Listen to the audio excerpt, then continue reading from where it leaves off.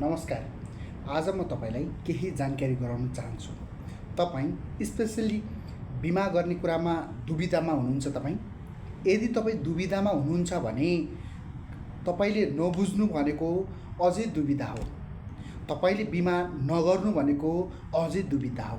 त्यो कारणले बिमा सम्बन्धीको दुविधाको बारेमा तपाईले बुझ्ने मन छ, जानकारी लिने छ, फाइदा लिने छ भने तपाईले के गर्न सक्नुहुन्छ भन्दाखेरि बिमामा काम गरेको मान्छेसँग तपाईले के गर्न सक्नुहुन्छ बुझ्न सक्नुहुन्छ। नम्बर 1 मा चाहिँ।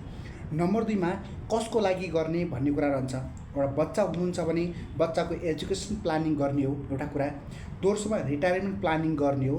तेस्रोमा सेभिङ प्लानिङ र इन्भेस्टमेन्ट प्लानिङ बिमाको माध्यमबाट बिमाको सुविधाबाट चाहिँ गर्ने यदि तपाईलाई इच्छा छ भने तपाईले गर्न सक्नुहुन्छ।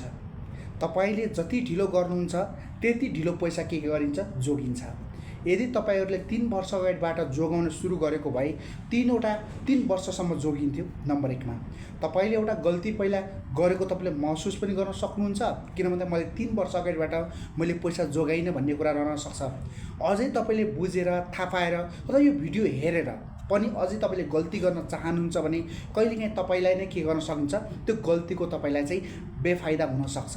त्यो भएको कारणले तपाईले भिडियोको माध्यमबाट के गर्न सक्नुहुन्छ, बिमाका बारेमा, बचतको बारेमा, बुढेसकालको बारेमा, लगानीको बारेमा, बिमाको माध्यमबाट बारेमा यदि बुझ्न चाहनुहुन्छ भने तपाईले फ्रीमा व्हाट्सएपमा के गर्न सक्नुहुन्छ, कनेक्ट गर्न सक्नुहुन्छ। डिटेलमा तपाईले के गर्न सक्नुहुन्छ, जानकारी लिन सक्नुहुन्छ। यो भिडियो तपाईले हेरिदिनु भएकोमा तपाईहरुप्रति हृदयदेखि धन्यवाद दिन चाहन्छु। धन्यवाद।